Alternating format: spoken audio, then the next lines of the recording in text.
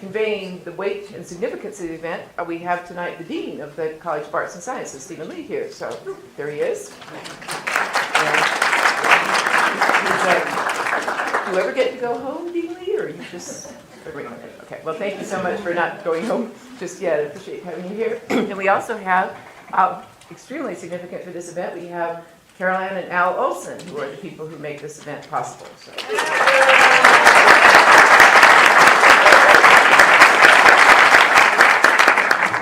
And I'll just say that, when was it? Was it 20 years ago?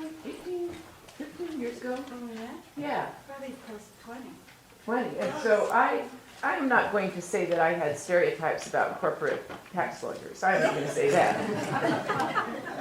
But to sit down at dinner with a person who had read everything in Western American literature that seemed worth reading, that I had read, and then had read several things that I hadn't read, which he then brought to my attention, which were wonderful choices, and Carol Ann right in that team of keeping up with that literature. That was a remarkable evening, and I have never stereotyped another human being since then. That ruined my career, though, Betty.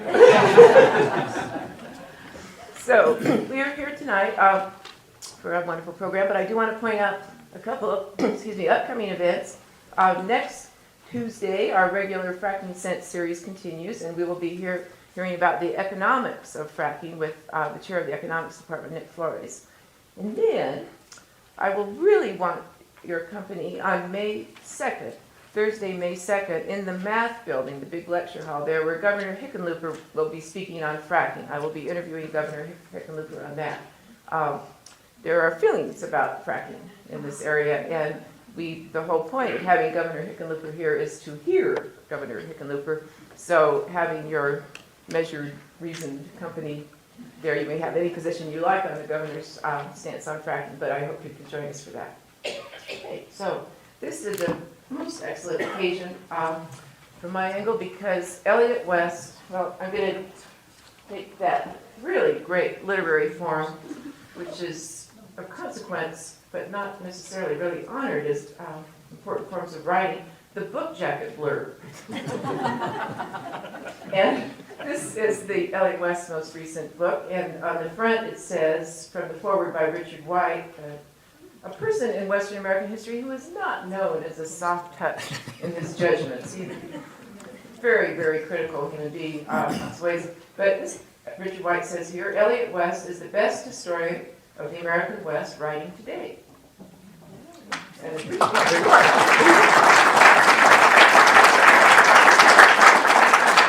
a few people in the room do know Richard White and do know that he doesn't go around saying that kind of stuff. For instance, he's never said it about me. That was noticing he doesn't really say those things.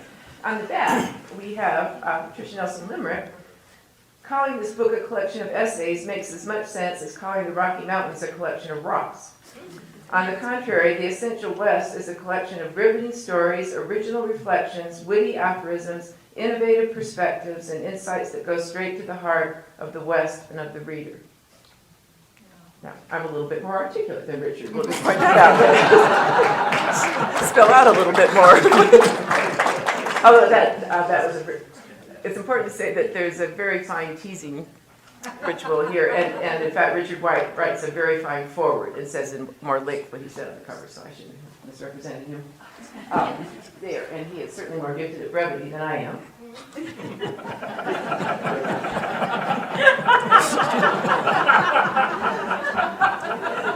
So, we have with us tonight the author of, I'll just mention the major books. The first book, The Saloon on the Rocky Mountain Mining Frontier.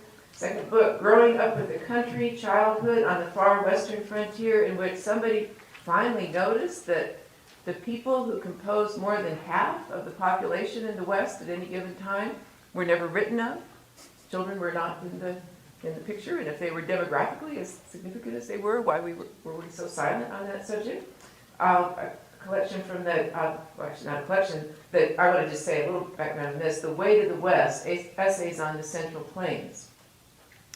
The University of New Mexico had I don't know, they're nice people really, but they put out a 4-part lecture series that you had to give for Western history. So you give your first lecture on a Tuesday night and you think, whew, that's over. Wake up the next one. No, Wednesday night. It's unbelievable. It just never ends. You're always up in front of an audience and it's exhausting, and most of us are so drained by it that we can't speak for weeks afterwards, and we never get around. We're supposed to put it together for a book and most of us never get there. So Elliott West is the most conspicuous deliverer of the horn lectures, who showed up every night and then said things of real substance, which I'm afraid I was not doing by the last. My last lecture was on Halloween, though. That was great. So it was a wonderful time to just think, well, it's kind of a masquerade here. So, but he wrote a very important, very thought-provoking book. It's his horn lectures. Then he wrote The Contested Plains, Indians, Gold Seekers, and the Rush to Colorado. There is some tradition of snobbery abroad in the land by which the plains are the boring part of the country. And there is a lament about how we had to drive from one side to the other, and it went on forever. And that phrase that occasionally people use, there's nothing there, there's nothing there, which would be very terrifying if you had come to the edge of the earth and there was nothing there. But there is a lot there, and the stories are extraordinary and complicated. And so Elliott West won many a prize for this book, The Contested Plains. We were at the Western History Association banquet, and I was I don't know what, chair of a prize committee, so I had to sit at the head table. And the head table was a place where you just watched Elliott West come up from the audience, go up now and get the next prize, and go back and sit down, and then come back around. So he's fit. It wasn't a problem for him. He could walk. Then, after that book, he did an act of great kindness of taking on a famous historian of Western mining, Rodman Paul, and revising and expanding Rodman Paul's famous book, Mining Frontiers of the Far West. And that is something that I don't think many historians don't have that in them, to take on somebody else's project and as a kindness to an older historian, take a book and update it. And so, but he doesn't, let's be frank, he does not have the ego problems that certain members of our profession have. So he would be okay to do that. And you'll notice I've never done that. No one's asked, I guess they could say that. And then his recent book on one subject, The Last Indian War, the Nez Perce Story, and a remarkable retelling, not retelling, but retelling in many ways, and just a funny and moving and intense journey into the past. So we are here tonight for an interview about Elliott West's work, and some of you might have been there years ago when I interviewed Paul Schilleri for the Stegner Award, and Paul Schilleri did not want to talk about himself. So every time I asked Paul Schilleri about, well, how did you get into the writing business, he would say, it took a few years.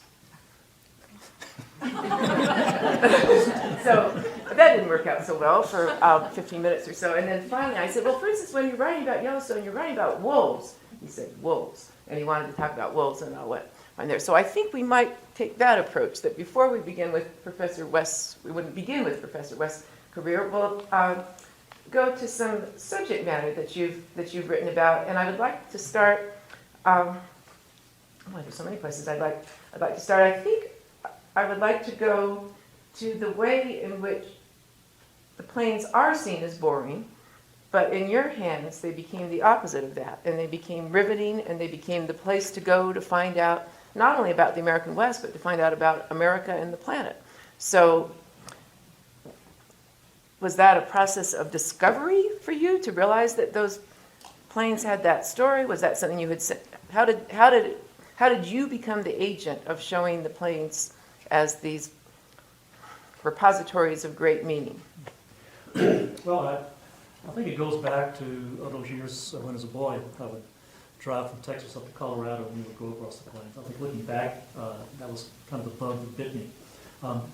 But the book really started out focusing on the gold rush, the Colorado Gold Rush, which I thought was a fascinating episode, and I was going to write about that. But the more I got into it, the more I became fascinated with not so much the place people rushed to, but the place people rushed across. And the more I got into that, the more I realized that the story of the people there, especially the Indian peoples there, really said something fundamental about how about the history of Indian peoples generally, but more than that, about how people have addressed the Great Plains, how they have seen it, have been drawn in by it.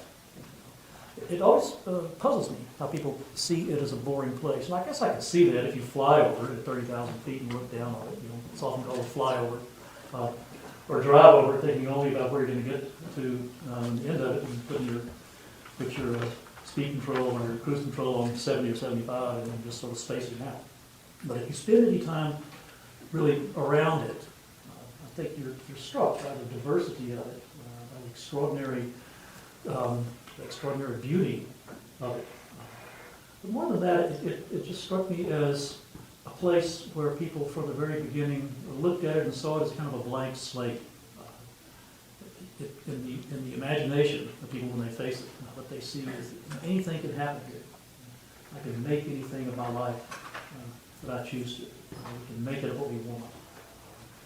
And that, I think, leaves us with a kind of a dual legacy.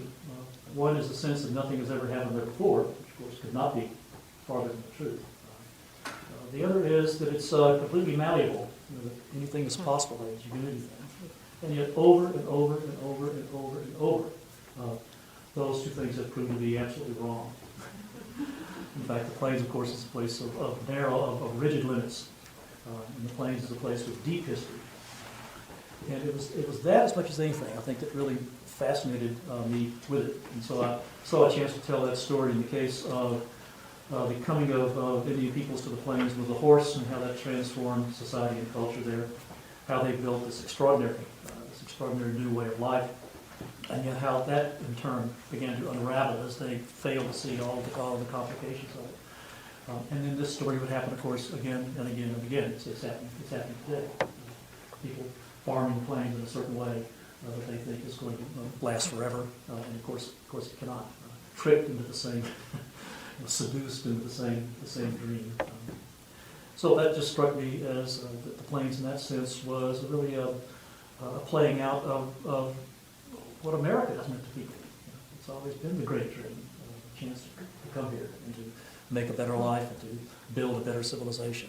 And you're always finding the complications of it and realizing that they're caught up in history like everybody else.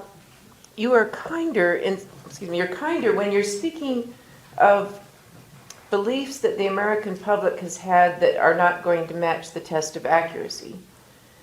You're much kinder than many of us in the profession are when you take that on. And you're not a fact checker, well, they got that wrong again. There's a compassion or a graciousness, so show us some examples, display that graciousness. They're just. Well, it's just a human response. For too long or too often, we go through these phases in which we see people heading west as part of this destructive wave of the environment and the people out there. And lots of awful stuff happened, both to the environment and to the people. But these were just ordinary folks. They were trying to make their lives a little better. They were trying to do what families have always tried to do for the most part. And they miscalculated. They made terrible mistakes. They got caught up in forces and got caught up in events that had awful consequences. But they were just people. I think that the earlier things that I worked on, the earlier topics that I worked on in what we call social history, which is the sort of history of everyday life, had me reading hundreds and hundreds and hundreds of diaries and letters of people, just ordinary folks. And I think that can certainly cultivate compassion. You realize that these are they're just trying to get by. They're just trying to make their lives a little better. And by concentrating on some of the worst consequences of that, I think we tend to miss that. And we tend to see in kind of a teleological sense that this was bound to happen because they wanted that to happen. Whereas in fact, these are just people like here. They're trying to get by. But you do not fudge the seriousness of the injury to Indian people or the historical trauma of that conquest. That's true. And I think the best way to think about that is to continually go back and forth between pulling back, to the largest perspective, both in space, but especially in time, seeing the consequences of that, and pulling back in, just sort of constantly reminding yourself that while there certainly were villains there, that in fact most of these were people coming out to try to make the farm a little bit better, coming out to the mountains to make a little more money so I can go back home and pay my house off. If you look at what followed from that, and pull back to the larger story, you have to recognize that as well. You have a story, I think it's in the Way West, about Mr. Sopers. Yeah. And for the complicated minds of the white folks settling the West, I don't know that there's a better case study of, well, try to categorize this man in a simple way challenge. So tell us about Mr. Sopers. Yeah, Mr. Sopers, it's a prominent name in Colorado history. There's a town of Sopers, I think, isn't there? There's a Mount Sopers, and it's named after this fellow who came up in the Midwest, staunch Republican, who was there in Colorado at the time. He came up with the gold rush and was there at the time of Sand Creek. He was at Sand Creek. He, in a reminiscence written much later, in the 1930s, as I remember, he talked about that and was very proud of it. This is something that should have been done. I'm glad we did it. And he referred specifically to one of the more appalling details of the massacre. And that was the next day, they hadn't had enough killing, so they murdered the son of a trader who was there. Jack, what was his last name? Was it Smith? Smith, Jack Smith, who was there at the time of the massacre. And Jack Smith was the mixed blood son of a white trader and a Cheyenne woman. And he took great pride in that. He said, "I killed Jack Smith."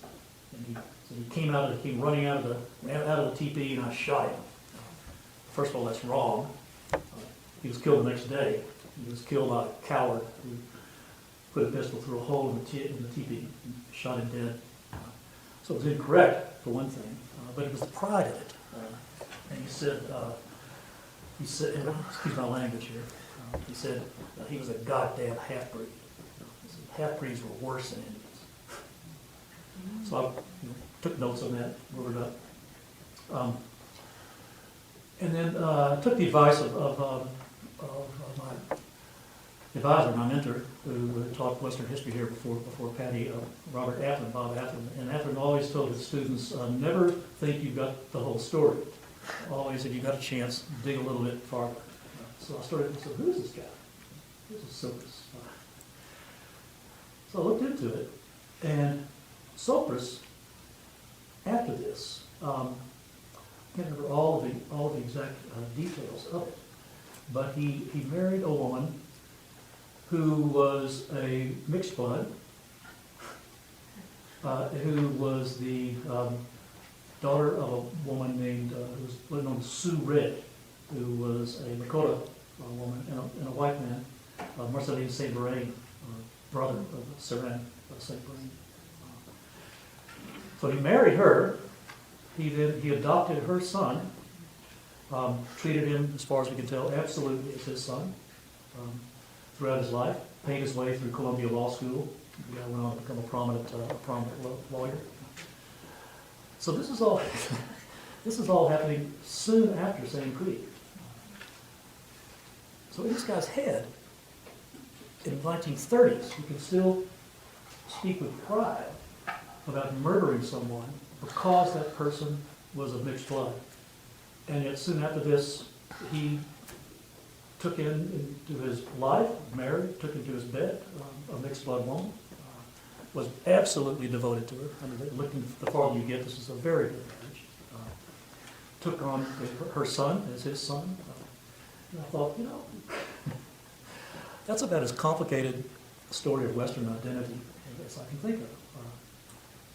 It spoke to me about how that really is somehow somehow telling of Western identity generally.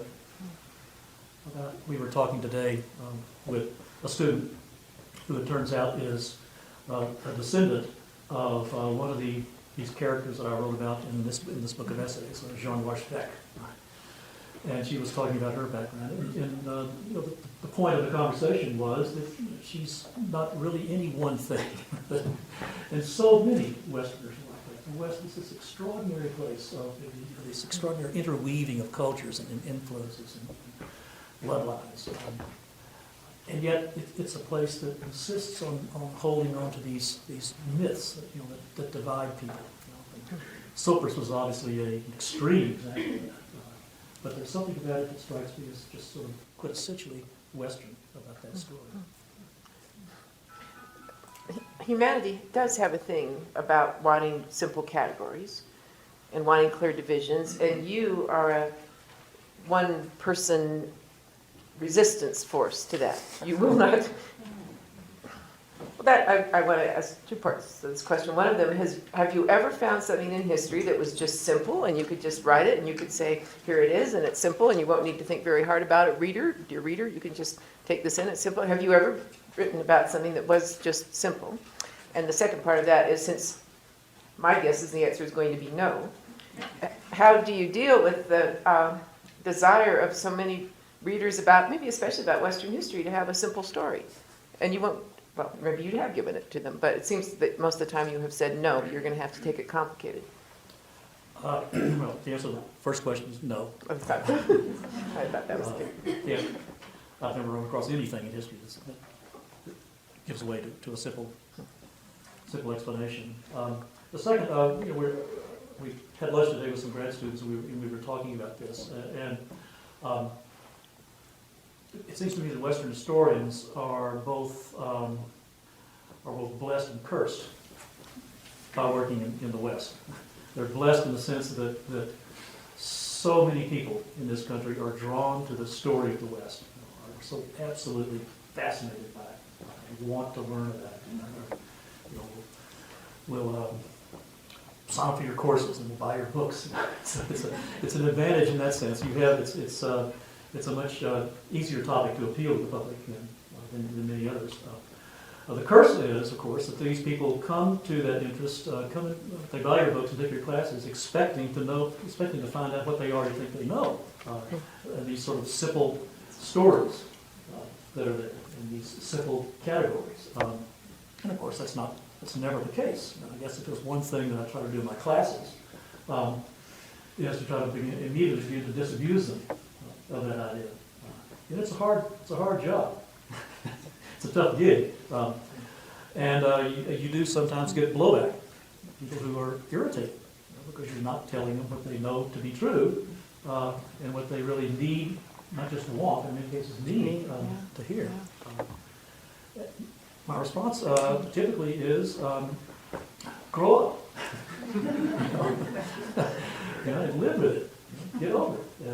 Life is complicated. And I can't think of a better way to begin to disabuse yourself of that than studying the West. I mentioned today also to these students that we in academia are often criticized because we supposedly do not do enough to prepare our students with life in the real world. Right? We operate in this ivory tower and this ozone of intellectuality. You don't really equip them to go out into the world. That's not true, I think. But I think the point to make here is, if I had one thing I want to really get across to my students about dealing with the real world is, it's really complicated. Life is complicated. And there's no better way that I can think of to learn that lesson than to study the West. Coming to this topic, that seems so simple. It seems so easily categorized. And the more you get into it, the more infinitely complex it becomes. Circles within circles within circles. Complex at all sorts of different levels. So I think that's what I would tell them. In the contested claims, they have what's called an epigraph. And that's a quote that you put on the first page of the book. It sort of sums up some of the things you want to say in that book. And I had a couple. One was from Annie Dillard, one of my favorite writers. But the other was from a movie, Parenthood. You can see Parenthood. Steve Martin. And there's this great scene near the end of it when he's really, really wound up and tense, and he's going, oh God, everything's going well, and things are out of control. And his wife, Mary Steenburgen, or Kenson, incidentally, Mary Steenburgen turns to him and said, "Life is messy." Yes. so that's the other epigram. It's this quote from Annie Dillard, and then "Life is messy" from Mary Steenburgen, and that's what I want to get across there. I'll do a couple more things, and then I think people probably will want to ask questions. I'll do 3 more things. I wonder if you could say a little bit about how, when you use the word myth, it's certainly not, myth means a distortion of fact that needs to be corrected. And it seems like it's more of, myth is a way we can know ourselves. Myth is a mirror that shows us to ourselves in ways we need to be noticing and responding to. So could you show that? Well, you're right. If you look at the dictionary, myth has all sorts of meanings. Some of them are silly superstition. I worked with when I was an undergraduate at SMU, I worked as a court clerk, assistant court clerk. And the chief court clerk was a woman who told me once that her parents believed that if they kept a pair of scissors under the bed, that the wife could not conceive. She was one of 12 children. So, the idea that if you keep scissors on the bed that you're not going to get pregnant, that's the one kind of myth. Myth that I talk about is something very different. It's a myth. It's always a story. It's a story that people tell. Now, the word "people" is important. I think it's a collective story that people tell about themselves. And they use that story to explain to others and to themselves who they are and where they have come from often. But above all, who they are in this basic sense. Think of family myths. When families get together at reunions, and they tell the same stories over and over and over again. Those are kind of myths, because that says, the Wests don't do that. The West, this is what they do in this kind of situation. We have religious myths. We have tribal myths. And we have national myths and regional myths. And that's what I'm talking about. There's not necessarily factually inaccurate. There's no reason a myth can be absolutely true to fact. I can't think of what it is, but that's not a prerequisite. But they're accurate in another sense, and that is they reflect certain fundamental beliefs. They tell who you are in this fundamental way. The important thing, I think, is to distinguish between myth and history. It's when we see the two as the same thing that we really start to get into trouble. Because in that case, myths can never be questioned. And myths should always be questioned. The same way you should always question your values. Is this really working? Can we really, this reflects our values. Are those values really the right ones? Are they working out that well? Are they having, as it turned out, are they having malicious consequences? In that case, we need to fix the story. I am going to go ahead with this question. It's about religion, and it's about the fact that you are yourself a religious believer. And the practice of the historian, Bill Cronin talked a little bit about this at the American Historical Association's presidential address. You will go to archives and other people are dancing in the sunlight, and you're in the archive just I don't know, feral dancing. Yeah, these people are all dancing in the sunlight, and you're in the archive. And you're just indefatigable in chasing people down, people who are now dead and who have left some words. And you are pursuing them, and then you were getting their words and giving those words another chance out in the world. And that seems like it is a very religious act. And few historians will speak of that in those terms or think of it in those terms, but you are working against death. You are finding a way to say there is a power of life that extends beyond the grave, I guess. So if it's not that kind of religious belief that there is something sacred about human life that requires people to go to the archive when others are dancing in the sun, what is it that drives you to put so much of your own time on this planet into bringing back the people who were on the planet but who are not eternal and have left? Very interesting question. Yes, I did warn him that I was going to ask that because I was speculating with myself whether I would just go there, and now I have. Yeah, I've never thought of it as a religious act. I suppose in a way it is. Not necessarily in the sense that you were talking about in terms of sort of kind of almost a resurrection. But rather, this touches on what we had mentioned before.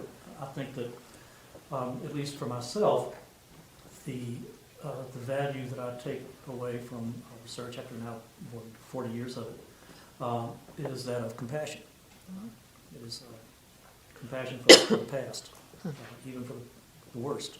And that is certainly a very religious notion. I hadn't quite thought of it that way, but I think that's a lesson that I would take from it. As far as why I do it, I'm not entirely sure why I do it. It's just always seemed so natural from the very beginning. Part of the answer is I think that, and I suspect this is true of a lot of historians, if not most, and that is I don't think of dead people as dead. They're just still around. They just happen to be decomposing,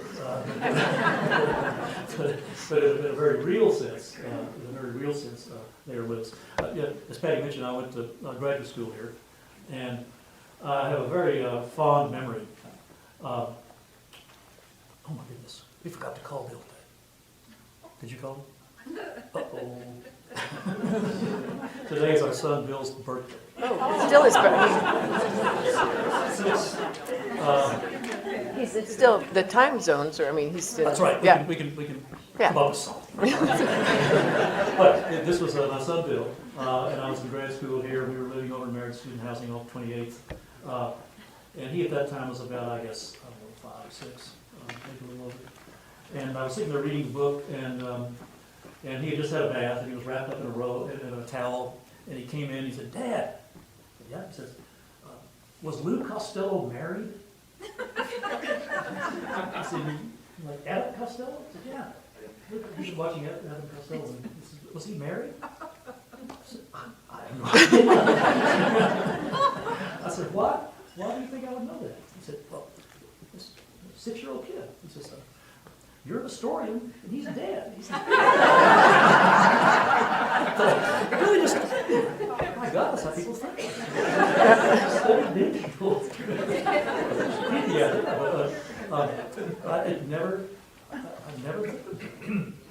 these are voices that are just, they're all out there. It's just, you just have to listen. And it's the voices of ordinary people that I found most fascinating. Yeah, and you certainly take people who had been silenced, and the children being one particular example, or most dramatic example of that. Okay. I did say I was going to hand it over to the audience for questions, but that wasn't true, as it turns out. That was not, that's almost true, but it's not true yet. Because I do want you to talk about that, the motives that led to your being the person who took up the stories of Western children. It's the way that, quite a project sort of lead into each other. My dissertation was on the history of Prohibition in Colorado, which led logically, that's my first book on saloons. Ended up much more interested in saloons than in prohibitionists, so I wrote a book on saloons. And then working on that book, I read a lot of mining town newspapers. Thousands of issues of them, sort of cranking the old microfilm readers, you know. My right bicep was actually 2 inches larger. And I noticed in there all this stuff about children. What they were doing, but more than that, how important they were in the lives of the people in those towns. And I thought, you know, but nobody's ever written on that. It's this story that seems like an obvious one to pursue, but nobody's ever tried. So that was part of it. Part of it was also, you know, I have 5 children. And there were those moments, you're sitting there at the dinner table, you know, and talking, and all of a sudden, it's the speed that you're sharing hamburgers with space aliens. Who are these people? They think so, you know, very different from we do. And when I got into research of it, you know, reading a lot of research in personality development and child development, it's true, of course. Children's brains just aren't the same physically. They don't, the way the brain operates physically is very different. But more than that, of course, the experience that they bring to the world is so different. And so it just occurred to me, what was it like out there? If you were, what did the Western frontier look like from 3 feet off the ground, and from the mind of a 7-year-old child? What were their experiences like? What roles did they play in society? But above all, what was that like? And all of a sudden, it was just one of the more interesting questions that I'd ever thought of.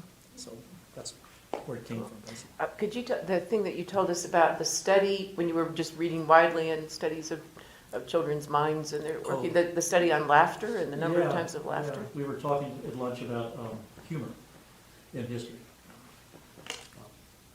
And I had a couple of thoughts on it, but one of them was, I really think that humor is a way to break down people's, not so much defenses, but they are willing to hear something if you can make them laugh about it, than if you just sort of are serious about it and try to present it in that way. And I remember the study that I'd read during this research on children that said that the average adult laughs somewhere between 10 to 15 times a day, about 12 times per day. The average child laughs about 400 times a day. And I thought, boy, that's really striking. But then I thought about it, you know, and who is more open to the world than children? It's as if they're always laughing because they're always sort of willing to let stuff in, you know, to absorb the world around, absorb life. And it's almost as if, as we grow older, we laugh less and less and less. And what's happening every time, as we laugh less and less and less, these walls are just sort of coming up, and cutting us off from what we're willing to think about, believe, listen to. We've got to be responsible, right? We can't worry about that. We can't think about that. We can't be open to this kind of experience. But if you can get somebody to laugh, and you're right, even if you're writing something, you know, that wall goes down a little bit. You know, things come in. Could you tell us about one man's adventure in Yellowstone? Oh, Lord. And I will turn it over to the group after that. Yeah, the question, I was visited by Patty's class, undergraduate class today, and they wanted to know what funny stories. Because so much of Western history, let's face it, is not funny. What happens, you know, is not that funny. But, you know, is there an example of something that wasn't that, what happened wasn't that funny, but in fact, the story is absolutely hilarious. I think, yeah, I know that story. It's a story of a man named George Cowan. George Cowan was a Montanan, and he and his recent bride were camping in the recently created Yellowstone National Park. This is in 1877. And they happened to be there, wrong place at the wrong time. And they happened to be there when the Nez Perce, who were fleeing Idaho during the Nez Perce War, made their way through Yellowstone on their way out to the Great Plains.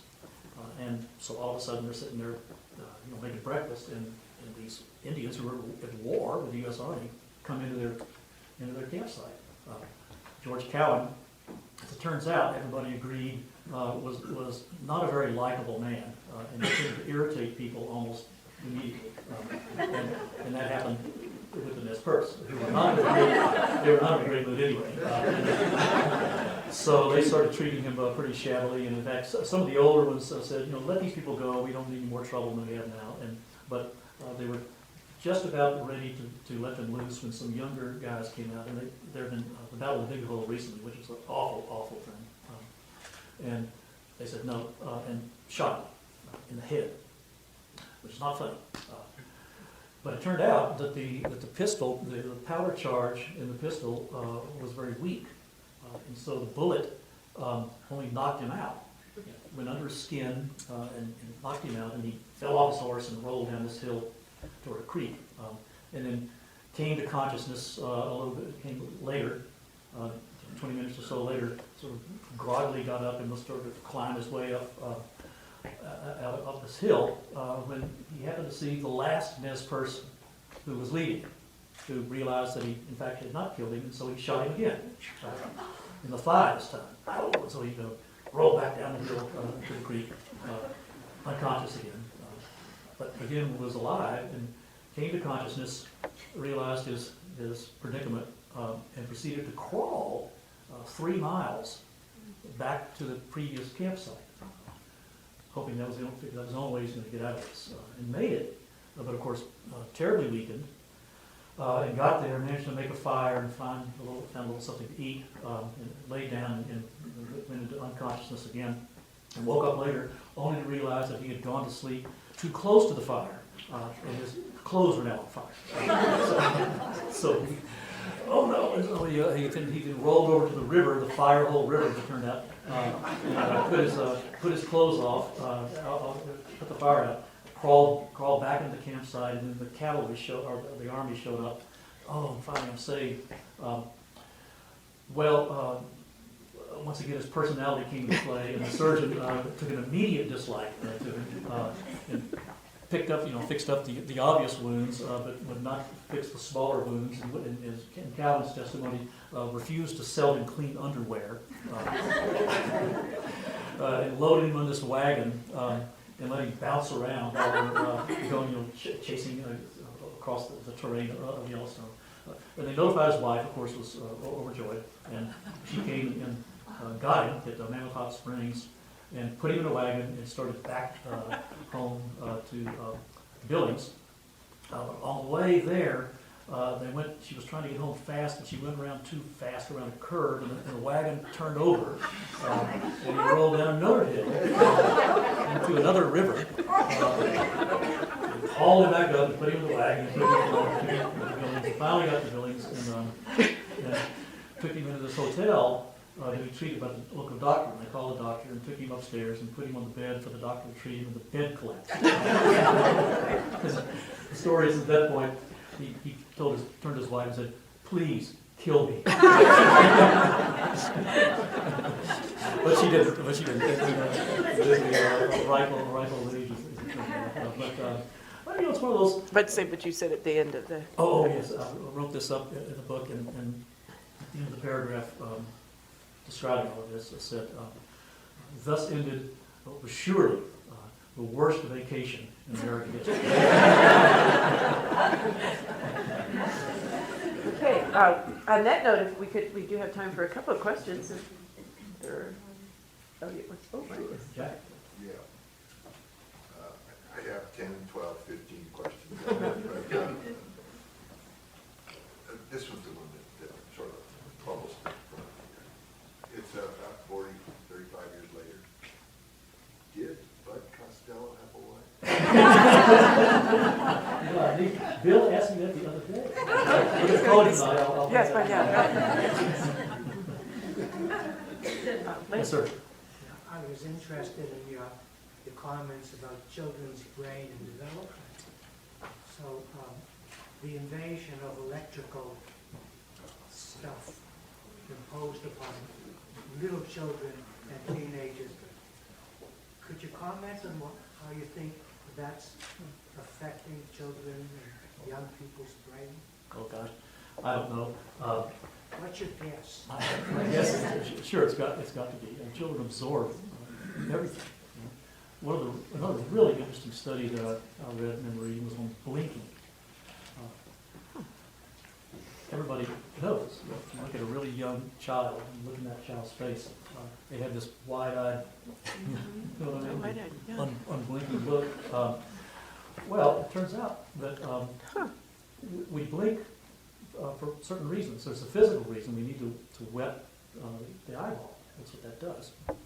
But we also, of course, need to be aware of things. So if you think about it, whenever you're speaking to someone and looking in their eyes, you will blink only periodically, sort of a rhythm, to wet the eyeball. On the other hand, if you pivot your head, look over here, you will blink as you do that. Oh, you keep from getting dizzy. No, you blink because your eyeball needs wetting, but your brain is telling you, okay, I'm looking at this person and I need to talk to this person. Now I'm going to talk to Jack.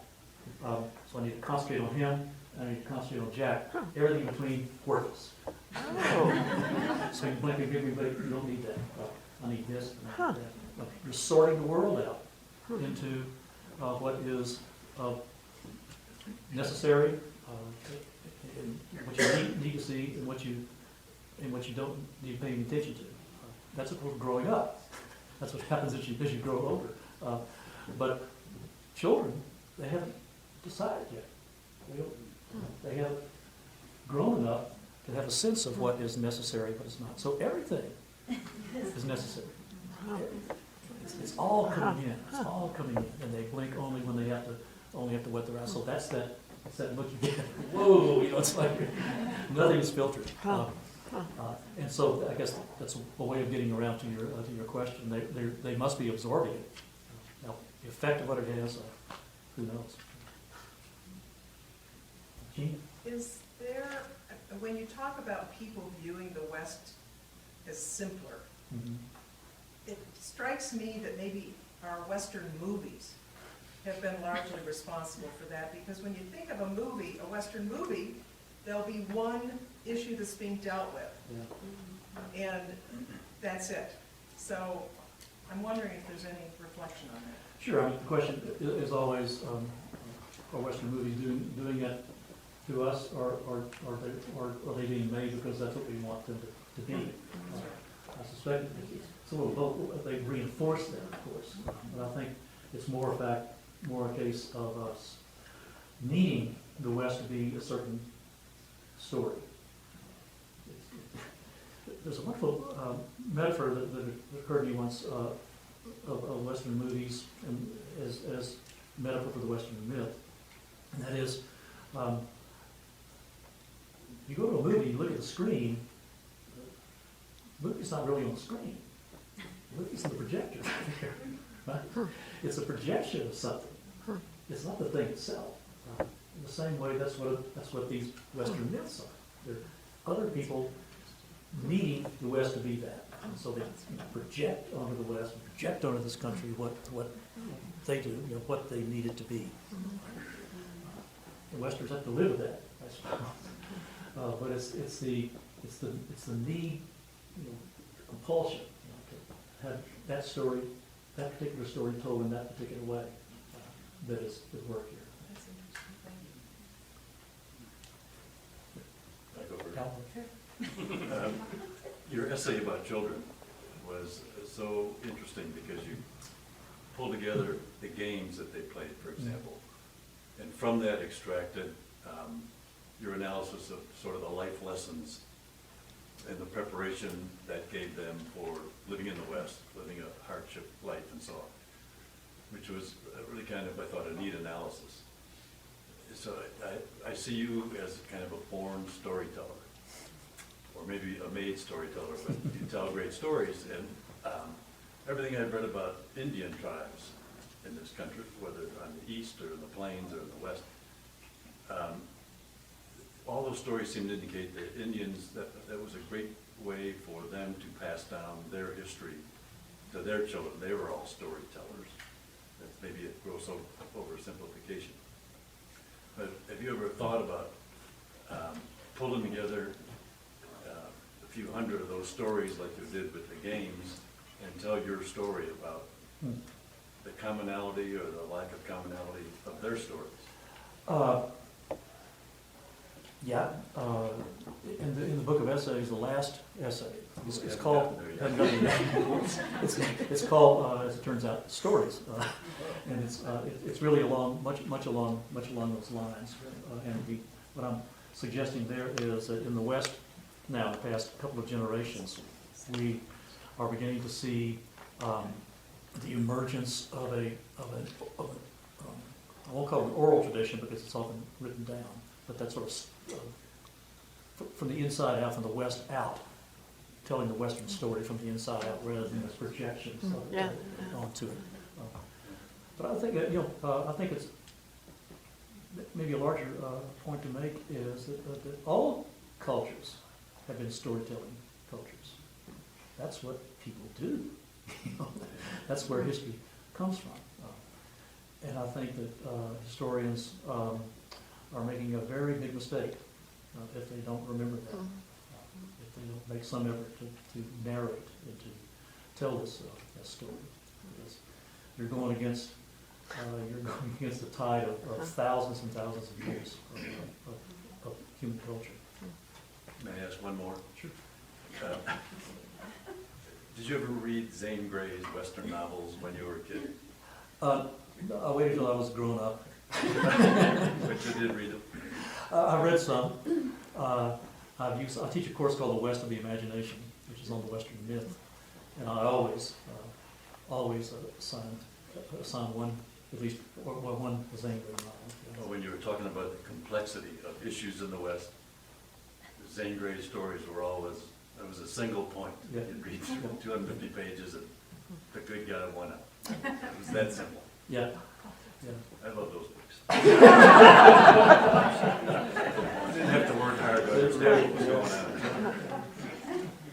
on. My question has to do with children too, I guess. Obviously, you were able to write an entire book about the children in the West and then short essays. How hard was it to find information? I mean, most 3-year-olds are not writing a little diary, or even 6 or 7 or 8-year-olds.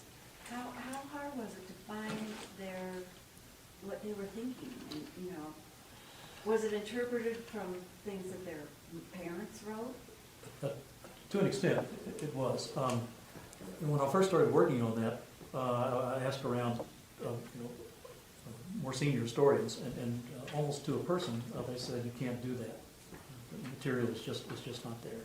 They said the same thing about saloons, incidentally, which immediately made me say, really? Let's see. It turns out there's all kinds of stuff. You're right. Younger than about 8 or 7. It's very, very unusual. It's not.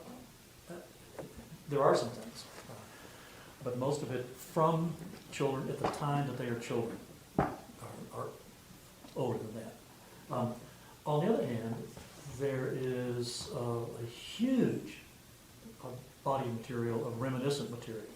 As people years later looking back on their lives. We've got to be careful about that, of course.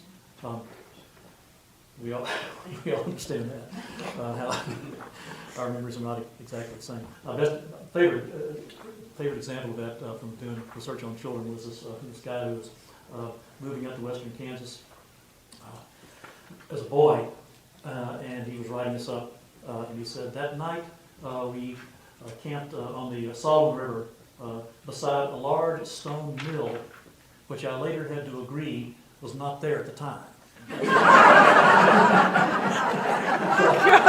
That's brilliant. He was saying, okay, prove to me, it's absolute proof that it could not have been there, but damn it, I remember that. So you have to, of course, you have to account for that. And so I sort of drew up a series of simple, commonsensical rules to deal with that. And then there is all this material, of course, written at the time, the children were children, but written by adults about the children, or in which they just simply play in some way. But it's all there. It takes a lot of digging. It's one of those topics, if you go to an archive and you go to the, back then, the card catalog, and you look in the subject index of the children, you'll get 2 or 3 cards. And those are the sources that are so obviously about children that they have to, but the other stuff is just hidden in there. And so you look at everything. It takes years and years and years combing through that stuff. But you learn a lot along the way. Could you quote the young person on the plains who was enjoying solitude so much? This is a young woman, she was early teens, and she was crossing the plains, was keeping a diary, and she talked about this beautiful evening, beautiful scenery, and she said, oh, solitude, solitude, how I love it. If only I had 12 of my friends to share it with. This could get totally out of control for, but I just think a brief reading of one passage.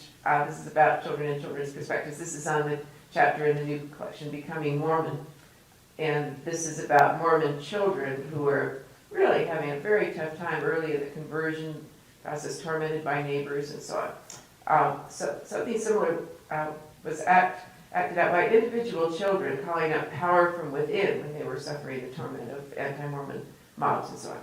Samuel Gifford was 12 in 1836 when mobs of non-Mormon locals began harassing Latter-day Saints who had recently fled Jackson County, Missouri to settle in neighboring Clay County. He and his friends were hiding in a corral when a crowd passed by on their way home from organizing a raid against his family and neighbors. Wishing harm to anyone, even an enemy, was shameful, he wrote later, but, quote, nevertheless, I said, I hope they will all get drowned before they get across the river. Sure enough, the ferry sprang a leak midstream and sank.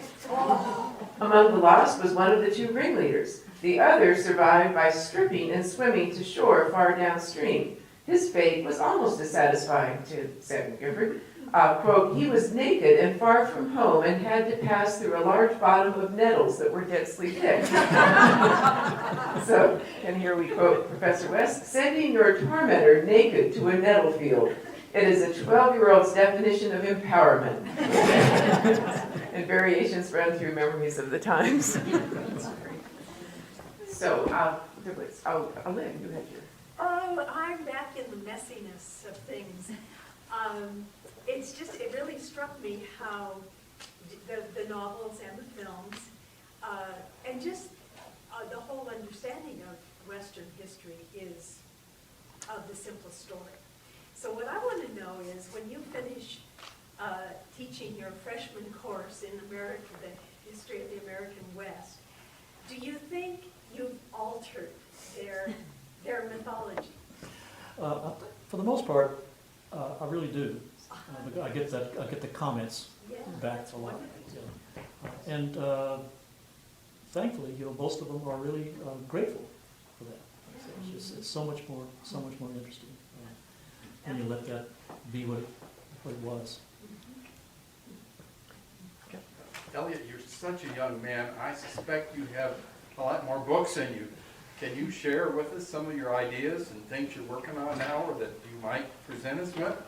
I'm back working on a book I've been working on for many years, sort of on and off. I'll work on it a while and put it down, do something else, come back to it. And it's a history of the West from the end of the Mexican War in 1848 until I use the year 1877 because to historians that's the end of Reconstruction.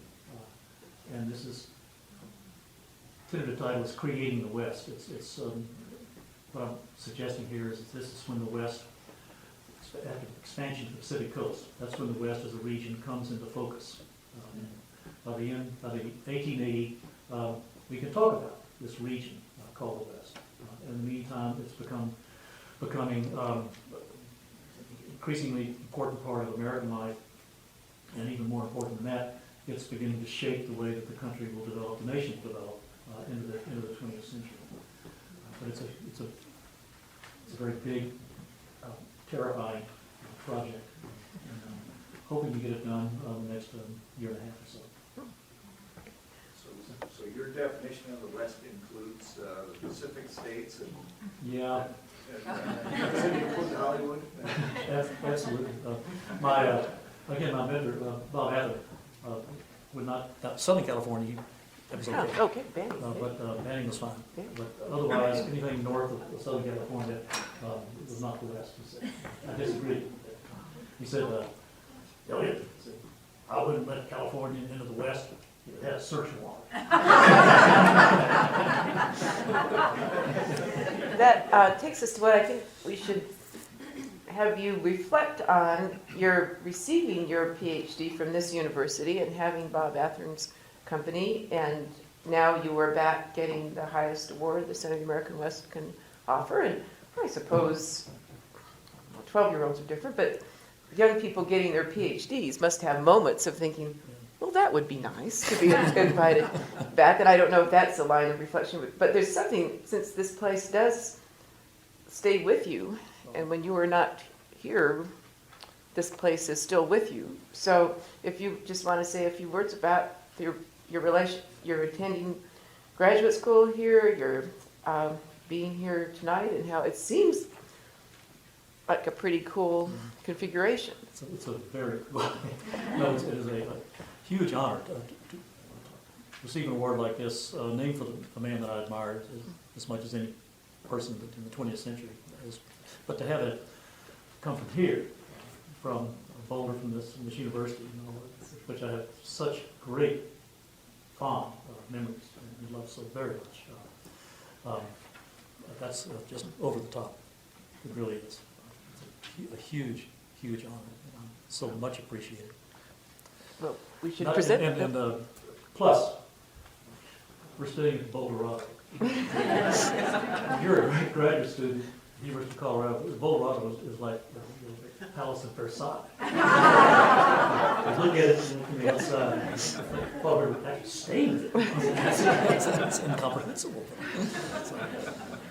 Well, I think we should present the award that we can present. Love that idea. Well, thank you.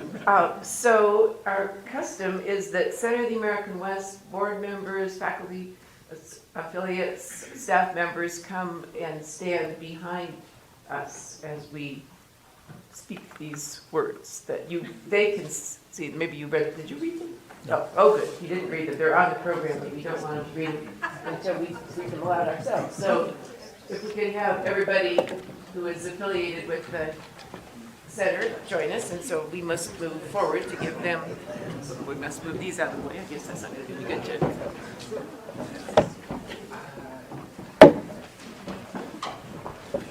I'd vote that these chairs get. Well, actually, we can move off to the side a little bit, should we? We could. Yeah. Okay.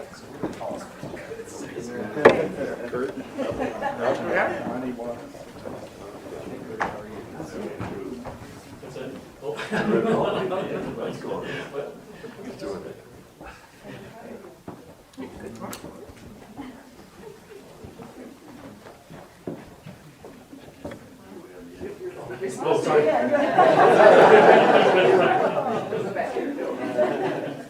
Okay. So this will be in a. Allison, are you up here? No, Allison, come up here. You're always up here. Allison is the calligrapher, so rather than having you carry on the plane, you will get this signatures. But I shall now read what Allison is going to put in beautiful calligraphy. Will be done. Elliott West, the 2013 Wallace Stegner Award. With a degree of success unparalleled in the enterprise of Western American history, you have provided Westerners with their most effective and entrancing and engaging remedy for the affliction of amnesia. In archives everywhere, you have sought out the words of the people of the Western past, performing as a one-person search and rescue team to free their voices from the silence forced upon them by time and by death. Exercising a combination of intensity, charm, analytic force, and humor, you have given Westerners of the present and the future an extraordinary opportunity for self-knowledge. The providential fact that you launched your breathtaking career from this campus adds stature to every degree this university awards. Although they waited decades for their historian, the children of the Western past ended up with the best practitioner of this art and craft, and the children of the Western future will have you as their guide and companion in knowing their home.